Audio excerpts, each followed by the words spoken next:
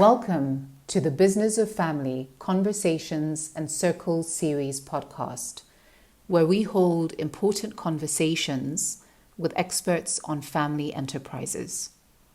Family businesses contribute to 90% of Africa's GDP. In addition to being wealth and employment generators, family enterprises are also unique in that they are owned or managed by families.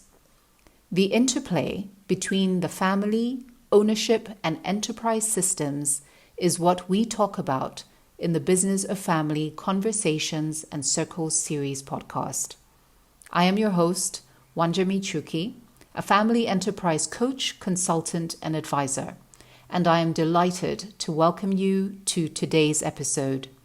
Please share, subscribe to this channel, and to our website at www.bbold.co.ke and give us your feedback on what resonated the most with you. Welcome to the Business of Family Conversations and Circles series podcast. In today's episode, we are going to be talking about the differentiation of self. I would like to welcome my colleague and family systems expert and coach, Carolyn Gaigoma, to this conversation. It's good to see you again. Good to see you. I'm so happy to be here. So happy that you're here. And let's get right into it. Before we started recording, we were talking about this concept of the differentiation of self. Something that seems so straightforward, and yet in family systems, it tends to be a very difficult thing for family members to differentiate themselves. Yeah. Why is that? So when someone is born into a family, they find themselves in this really interconnected unit, and everyone in a way feels connected to everyone. So in a way, your parents feel like you are extensions of themselves. So from the age of 1.5 to 3 years, that's when we begin to develop a sense of self. And so that's the moment where we begin to say no. That's why kids that age are called terrible twos. It's because they're trying to establish psychological boundaries so that they can develop this sense of self. But it's pushed down by parents because parents feel like it's a rebellion. It's a rebellion against me, against my values, against who I expect you to be. So because that's how we've been conditioned, so it becomes very difficult. And every time you try to become yourself, you're pulled back and you're told, no, this is who we expect you to be. Right. And that's why it's so hard. So, in the work that we do, we know that your core self is pretty much developed between the ages of 1 to 7. Yeah. And as you're saying, that age of the terrible twos is when a child is trying to individuate and figure out who they are in this world that they're in. Yeah. But it's also interesting to see how the core self then develops this other pseudo self around that core self. And this is where religion, parental values, the emotional process of the family unit, if there are other siblings, sort of takes over the core self. How is it that some people evolve or grow into young adults who have a very strong sense of who they are, their self, their core self, and others don't? Yeah, I think it's an issue of how tight these family ropes are, because sometimes you find some people are in very relaxed family dynamics, others are very tight and strong, especially those ones that are strongly religious or strongly political or strongly, strongly something. The ropes are very tight and your identity is mostly tied to the family unit, and it's about who we want you to be or who we need you to be for our own sake. Right. Yeah. It's like the culture of the family. Exactly. This is who we are. Yeah. And you fit into who we are Exactly. at the expense of who you are. Yeah, exactly. Yeah. And everyone has experienced that. I don't know what your experience has been, but for me, it's been like there has been things that I have been afraid of expressing as my own thoughts, as my own just forms of expression, because of feeling like it will cost me approval and acceptance with my family. And yet that's a very critical need for a child growing up, you know. Yes, absolutely. So you were saying that you went through that process also. Yeah. Like that difficult. It's actually even now present. Like there are some considerations I have to make about how I will be seen in my family if I express a certain way, if I hold certain beliefs and certain thoughts. Yeah. So it's like I always have to give myself permission consciously, because it has always been like something that I have to prioritize acceptance and approval by my parents especially. Yeah. It's interesting. I think the whole process of self differentiation, of individuation, it's a lifelong process because there's the family's expectation, especially as you say, where we are a certain way. We are very religious. We are very political. We are, if your family is defined that way, if that is the social capital that you built, the basis, the foundation of it is that, then evolving into who you are, is a very difficult thing. And my experience is definitely that, because I think this might also be related to me being a last born, but I'm creative. I'm more of a creative, self-expressed person. And I allowed myself the space to discover who I am very early on. I think that my education played a huge part. I went to a liberal arts college, and in that environment, it really was like, what do you think?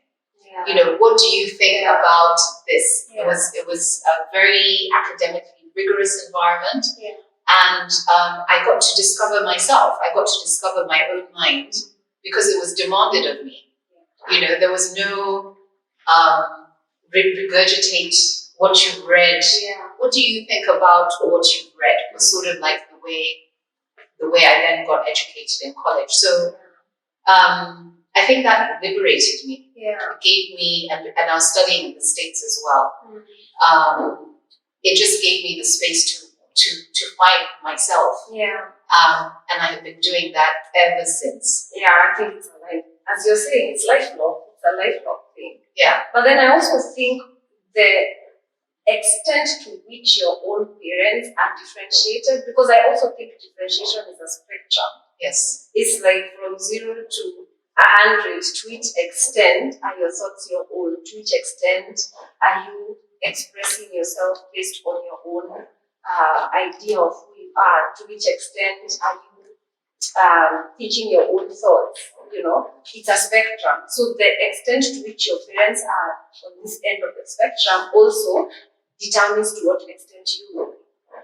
Yes, I agree. Or the extent to which you have to, how much further then do you have to go to evolve into your own self, your core self, to come back to your core self and sort of like, shed the pseudo self that has developed because of what you have been taught to think, the programming. I mean, essentially, it's how you have been programmed to think, what you have been programmed to believe. Something as simple as if you're not born again, you're going to hell, right? And that is a belief that has been imposed on people who would have to come into a space of, if you're a good person, you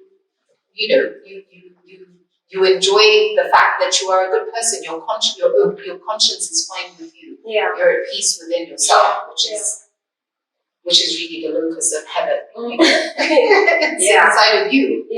So, but it's not an easy thing to do. I think this is why we do this in our work through coaching and working with people to help them come to a place of unconditional love for themselves, for who they truly are. And it's a process of discovery. Why is it so difficult in the context of the family system that wants you to be a certain way? What's the threat? I think, that's the right one, the threat, because the reason why we pull back people, our children, our siblings, our parents, into how we have created them in our minds to be, it's because something within us is threatened. And you see, within a family dynamic, people have identities. There's a way you see yourself within this unit. And the way you see yourself determines how safe you feel, how loved you feel. And so when somebody is going in a direction that threatens your own sense of self, then you better bring them back, because it's like you're going to bring the whole house of cards down. So it's really about securing our own sense of self. And remember, within a family, it's a survival thing. It's about, if I feel threatened, then it means I will not be fed, I will not be protected, I will not be loved. Therefore, I might die. So it's a do or die thing. It actually, as you're talking, it makes me think about roles, right? So effectively, what you're saying is that if you have a family system where you've got the hero, the mascot, the scapegoat, the golden child, the identified patient, it's that. And someone decides, actually, this is not who I am. I'm going to work on myself. That the threat is that everybody who's positioned already in their roles will now, they'll be displaced. Right. So who am I? You see, and you see how life-threatening that might feel for the ego. Right. I have to say that my experience of going down that path of self-discovery and self-differentiation has been probably one of the most fulfilling tasks of my life. I know myself. I do love myself. I've come into that place. Whereas before, doing all this work, so much insecurity. Because, well, I think that there's your true core self, and yet you're sort of being forced to be somebody else that you're not, right? To just put it bluntly. And I love the journey. Like, it's definitely something that I will not give up for anything. Anyway, at this point, you've even lost who you are. So why is it scary for people? Like, I found that it was more of a salvation. Why do people feel so scared about discovering who they are? Like, why is there such little faith in finding your best self truly? People love that. People even fantasize about my true self, my best self, my highest self, all these nice, fantastic words. But then it means not being who you have always been. And you see, who you have always been has been comfortable for you, has been giving you results, has been giving you attention, has not been rocking the boat. But then when you start getting a glimpse of who you are, and first of all, you mentioned something about self-acceptance. Yes. You cannot accept yourself if you have not seen yourself. So life brings you to a place you begin to get glimpses of who you really are. And when you see that, when you choose to accept that, then you begin to develop cracks in this show, in this charade you've been in. And that's the thing that most people are afraid of. That this shell will go, and going with it will be everything that it has brought. The connections, the staff, the job that you've been getting out of acting like this. And that's what people are attached to. And so that's a very important thing to note. With this outside persona comes attachment, because what keeps you acting is the attachment you have with the resource that it's been giving you. And they are false. They are false because people are loving this shell. They are not loving the you. Yes. And when you start getting a hint of that, that's where most people come to us, because they're like, I'm feeling so unfulfilled. Yes. I'm feeling so tired of this life. It's the act coming down. But then when people look at what it means to do the work, because to be honest, you and I know we've lost a lot as much as we've gained. Yes. Because it's a whole life that you're giving up. True, but it's also such a relief when you're on the other side, when you're on the other side. Yeah, because it's like what I see. In fact, I saw a meme which was very interesting. That for every new you step into, you murder the old you. Right? So it's like you're committing a murder. It feels like you're losing yourself. Well, it's ego death. Exactly. It's a death of the ego, right? Yeah, and the structures that the ego has put in place make it seem like it's the worst thing that's happening. But from the other side, you are like, my God, I'm so glad I walked through this fire. Well, it's interesting also because in as much as the family dynamic also keeps you entrapped in that, tries to, the ropes, right? Tries to rope you in. There's also society. And because we deal with family businesses, where because of the business, the family is even further enmeshed, right? The family is tied together in this, the enterprise, the ownership structure, all of it. And typically also with prominent families, you are, it's not even Carol. It's that you are a member of that family. And people identify you as the child of, I experience this so often. Like if I post anything, I post stuff online and people are like, daughter of, I'm like, I think they miss, I'm like, it's me that you're talking to. Do you see me as a person? So society also doesn't make it easy for people to be present as themselves, as in, do you see me as Wanja? Where, yes, we recognize that there's this large personality who was my parent, but there's me, who doesn't have to be the same as that personality who was my parent. People talk about stepping into somebody's shoes. Why should you? Like you've got your own shoes. Yes, and actually it brings in the idea of having your own dream. When people have not been allowed to create their own dream, and society is also projecting onto you that you must be a continuation of this other dream, it really limits the space that you have to self-differentiate, to be yourself. And it's really about the reason why society comes in is because as much as we like to think that we see each other, most of the time the version standing in front of you is not the version in your head. So I know Wanja, but there's a Wanja in my head. And the Wanja in my head is acting according to my own belief structures and my thought patterns in support of who I am. She's the way she is in my head because she needs to be like that so that I can be who I am. Right. So when you start acting different from how you are in my head, how I have imagined you in my head, then even my own sense of self starts collapsing. Right. And that's why as a society we have unspoken agreements about who this is and about how they should show up. Because when they show up differently, then it starts creating cracks in our own sense of identity. And that's what we are really defending.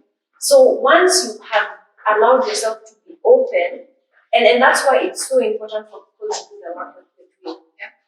Because the more open I am to myself and to even understanding that I am an experience, I am not static. I am evolving, I am static. I can also allow others to evolve in my own mind. and I can give them permission to be who they are. Because as they evolve, I am also shaping my own sense of self. If Wanja does this, and I'm like, wow, okay, so she can do that. That shifts also my own sense of self. And I grow as I allow others to grow.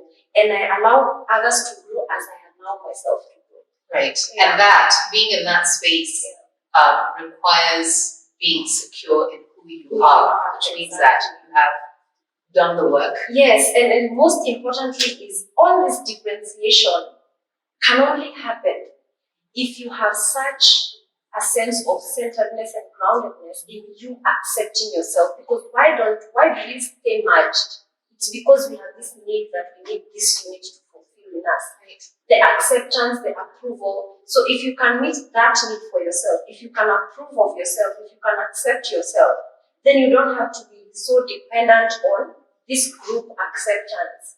You can allow them to also not accept you, because it's also allowing people to be who they are. Exactly. Yeah. And what's also interesting is that inside of that mergedness, that fusion, the dysfunctionality is so rife. Yeah. Because it's that level of interdependence where you can't accept someone for who they are. It's like, we only move this way. Yeah. We only move this way. Yeah. The anxiety that is created inside of that kind of a system leads to all sorts of other dysfunctions. Yeah. It's toxic. Very, very toxic, especially in this society, because it's like the society, not even society, the environment is evolving, but the family unit at the core is not evolving. We are still very primal. Like in the Stone Age, we had to create mechanisms to stay together to survive. So if one of us decided to be a gatherer and we are all hunters, then what would that do to the family? It is one less person, and that reduces the survival of this, actually the human race. Yeah. So our minds are still there. It's like if one of us goes, there's something primal about us that just gets triggered, and we're like, we're gonna die because one person has decided to go this way. Yeah. But we're not in that environment anymore, Yeah. And so it's like there's something in us that needs to evolve as our environment evolves. Like, we are not at risk if one of us goes and decides to do something different. In fact, it would be a source of inspiration, if you ask me, like a source of inspiration for people to then self-actualize. Yeah. I mean, this is the pinnacle of Maslow's hierarchy. Self-actualization, coming into who you truly are, being an expression of that in this life. Exactly. I mean, what is more beautiful than that? Yeah. And yet, because we are members of this human race, it is extremely threatening. As I'm talking, I'm just thinking, even biblically, this was the fate of Christ. This individual who came out and said, "This is actually how I should be." I am. Actually, I am who I am. Very cute. Yes. And it's a great depiction of how self-actualizing, speaking your truth, because that process of self-actualization then also has you expressing yourself as yourself. It may seem to be radical. Yeah. It may seem to be heretical. Yeah. Actually, like, just think about it. You find yourself in a Christian family, for example, and at some point in your life, you decide, let me explore spirituality and see what else is out there. That alone can get you kicked out, because it's like you're not even supposed to put your nose into anything else. This is what we believe, and this is what we stand for, and you do not have permission to look elsewhere, not even to be anything else other than who we are. So we don't care about how you feel, the dissatisfaction you feel, or the gaps you see in this thing. We don't care. But it's also then leads you to such a denial. I mean, I love that example that you just brought up, because let's take us as Africans, right? And where we have come from. from very spiritual origins. Yeah. We all look at our ancestors and how our ancestors lived. This is an area that I love to study. Yeah. Our Kikuyu culture, Bantu culture, actually all African cultures. We all have very similar ways in which we interacted with the experience of God. Yeah. Very much steeped in nature. Yeah. So there was this respect for nature that we had because we recognized it was a creation of God, right? And we were also a creation of God. To me, I feel like that knowing is encoded in my DNA. Yeah. So that when I first started to read about this, I was like, it resonated so deeply with me. Yeah. It also gave me such a stronger connection to my ancestry. It's part of my spirituality. And it's not all, I was raised in a Catholic household. So there are things that I have embraced from that experience. I do believe that Jesus is one of the most amazing teachers about life, just about life and being a good person, right? But I also, there's so many things that I've learned from Hinduism. Yeah. There are so many things that I've learned from Islam. Yeah. My belief is the paths are many, God is one. Yeah. Yeah. What is it that has people, wars are fought over this, that if you have a different point of view, you are other. Exactly. And I wonder if that whole argument about other is just a way to, again, feel people are creating a sense of self out of that. There has to be an enemy in order to feel that you exist. Exactly, because you're on defense already. So you have to find something that you're defending yourself against, because that's the nature of the ego, to be on the defensive. Right. And so I have to find an other. That's how duality is created, right, in this dimension, because there is no experience of this without the experience of the opposite. And so one of the things that I find is that it's like a whole cycle.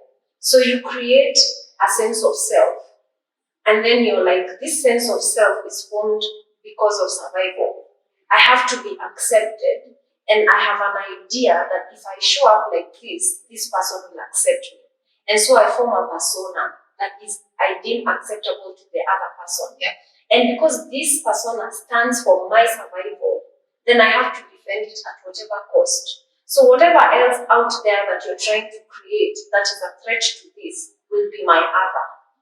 And I'll be like, no, I'm gonna cut you off from that point because this needs to stand as it is because it means my survival. So if I bring it back to the family, and we start with where the family begins. Two people come together in a marriage to form a family. And that, the idea of marriage is that there's a fusion, but actually you're still dealing with two individuals. So the anxiety that then emerges out of this dynamic between two people who are projecting onto each other? Projecting onto each other and creating a thing that is in their head also, because they have an idea of what this thing is. Both of them have a different idea of what this family is and what it stands for. And it has either something that's merging it to be the same thing, and sometimes it has a difference. And everyone is seeing a different angle of it. And then the kids are brought. Now, these kids are not kids, so they are things that stand for something about this. And so they are shaped according to what their parents are perceiving. So what does this child mean? This child might mean success. This child might mean beauty. This child might mean intelligence. And so this child is made to show up in a way that is, aligning with what they are thinking of this family. Right. So you see already they've lost the child. They don't see the child already. And that's why now the child starts from there. And they form this persona because they are looking at what is acceptable by their parents. And they create this shell that hides their core self because they are not allowed to show up as themselves because it's against their parents' idea of who they are. Right. So in our work, because we are looking at getting individuals, family members to see themselves. I mean, this is why unconditional love for yourself is such a core principle in our work. While still establishing the space for collaboration in the family, that, I think people might be afraid that, if you do this work, then you become so differentiated, you're not a part of it anymore. But if everybody does the work, then it really creates the space for evolution. Yeah. You evolve as a family. People's talents, people's gifts really now have the space to be expressed in the family, inside of a family enterprise. In the dynamic. It's about thriving. Yes. And I find that our system is not conducive for thriving because everywhere you look, it's everyone being told survive, survive, survive. It's like we are evolving superficially, but then at the core, we are still not trusting. You see, this is the thing. We are not trusting of the universe. We are not trusting of God to take care of us. And so everything that is designed for us to take care of ourselves. Right. And so we are always on this defense mechanism going on. But if we were to do the work, then we begin to thrive. We would actually see that the better, the more people express themselves as who they really are, the better it is for everyone else. Because as I said earlier, we give each other permission. So if I allow myself to be myself, I allow you to be yourself. And that has to do with trust. I trust that who you will show up as will actually elevate all of us. But now we don't trust that. I'm actually policing you because I'm thinking I need to be in charge of who you are because you're going to mess up. And there's this Christian thing of we are born sinners. And so we don't trust ourselves. We don't trust that. We should just show up as children of God. Well, actually, to that point, because I really also thought about this that we are born sinners idea. Personally, I think the sin is in when you don't when you don't trust yourself. Exactly. That is the sin. Yeah. So the feelings that you have when you do something and you know that you didn't listen to yourself. You sort of do something that's like, why didn't I listen to myself? Because I knew. Yeah. That is the sin. That's what we are born into. Yes. But then our mind, we have this idea, when we were being brought up, that it was a different idea. The idea is actually turning ourselves against ourselves. Like, I cannot trust myself. You see, that's the statement. Yeah. You cannot trust yourself. I cannot trust myself. And because I can't trust myself, I cannot allow my child to go by their own intuition because they should not trust themselves. They should trust me. I know better. Right. And so we are conditioned like that. And so because of that, we don't give ourselves permission. We don't give others permission.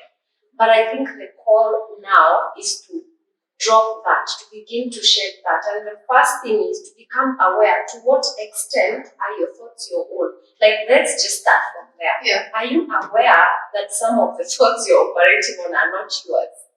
Absolutely. I remember, as I was telling you earlier, I recall my therapist in the States asked me that, whose voice do you hear? And that was such an interesting question because I then got to see whose voice was influencing me over my own voice. That was where we began the work of me actually finding my own voice. So yeah, it's just very interesting that you bring that up. Yeah. And I think the question is, who am I? Yes. Who am I? Yeah. Giving yourself the space to explore that. which again is the work that we do. So it's what I love about coaching, because coaching is that is really the fundamental question. Yeah. And in family businesses and family enterprises, the collaboration will not work if people cannot authentically express themselves. You know, if you think about people sitting at a board and being expected to contribute as themselves, if you're enmeshed and fused, well, chances are it will be the dominant voice. There will be one dominant voice that will be deciding which way, regardless of whether you're being taken down into some dark alleyway. You know, because people can't say no. That this does not resonate with me, and I'm not following.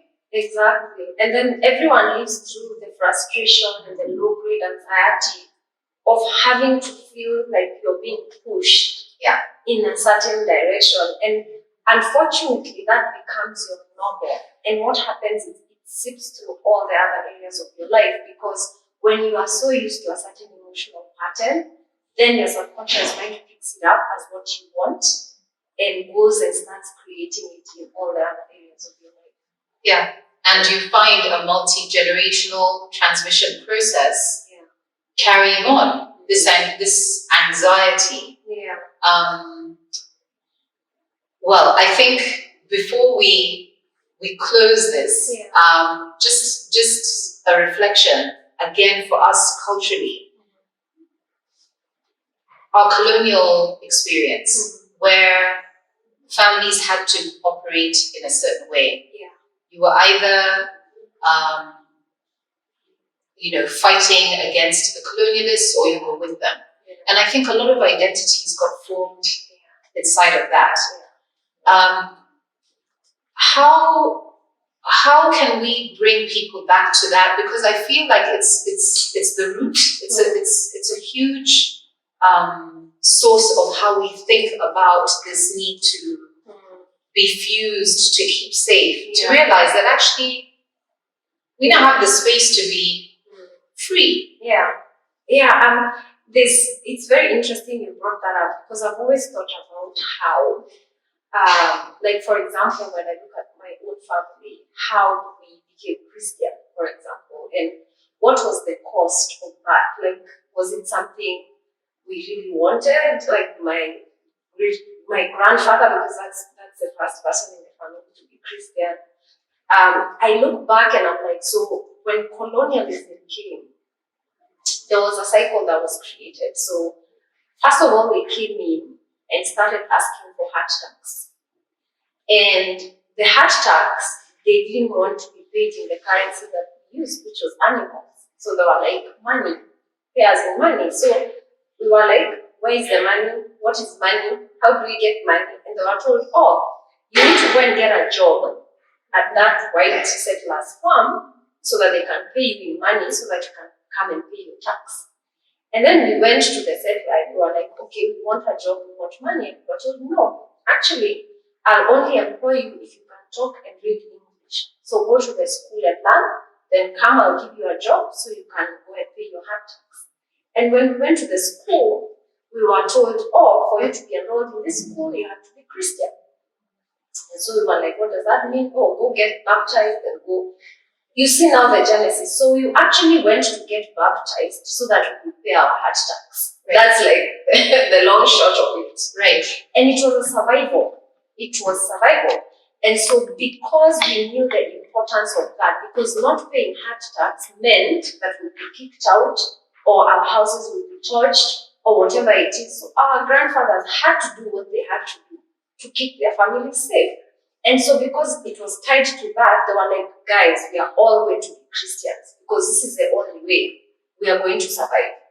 And so it became a do or die for them. And that's why they were very strict Christians. They were like, you have no option. And you see what happened to those people who rejected that, and they were like, we are going to stay in our known spirituality. They were branded as witches and all these things, and they were cast aside. So you see now that's where we split apart, right? And so this is what it means for us to be the way we are in our family. It's about loyalty. Yes. It's about survival.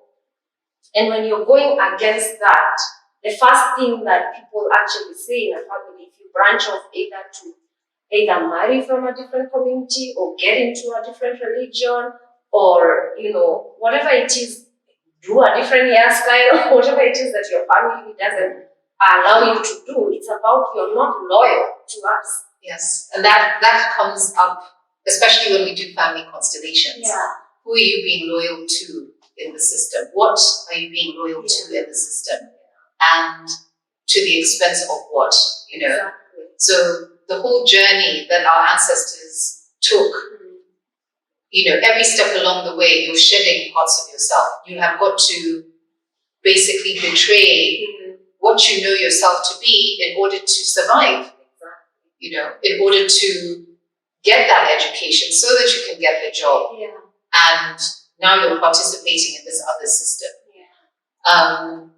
So it's deep, the differentiation of self really does also require an understanding of your history, but to understand history from a personal perspective. Who am I? Where do I come from? We're not disconnected from what has happened before us through our ancestors. And yet we have the opportunity now to correct, to come into who we are, the full expression of ourselves. What our work is about is getting other people within our environment, our family systems, to also see that they're free to do the same. Exactly. It's not, you're not self-destructing. Yeah. You're actually creating. And there's an opportunity to co-create. Exactly. To form a healthier dynamic, to reduce the anxiety in the family system, to get people to think creatively, expansively. Exactly. And how I find that very helpful in my case is, as you self-differentiate, you realize that it's about you. Yeah. So there's no preaching to be done, there's no convincing to be done. Yeah. You just express yourself, you just be. And when you happily be yourself, what happens is that happiness, that joy, that love transfers to the rest of the family. So even though they are triggered, their defense system doesn't go up, all up, like feeling like they are threatened. Yeah. They might be inspired. Some of them might be inspired by your freedom, and they might actually give themselves permission to actually also experience the same. Well, in the next episode, we're going to be looking at the emotional cutoff, because sometimes, as you know, the resistance is so major. The resistance to self-differentiation, individuation is so major that the only recourse people have is to cut off. So, thank you. This was a fantastic conversation as always. And to our audience also, thank you for joining us in this conversation. Make sure you subscribe, share your comments, share your thoughts about this. What about this conversation is resonating with you? And join us for the next episode, where we will be looking at emotional cutoff. And in all that you do, don't forget to go out there and be bold. Bye for now.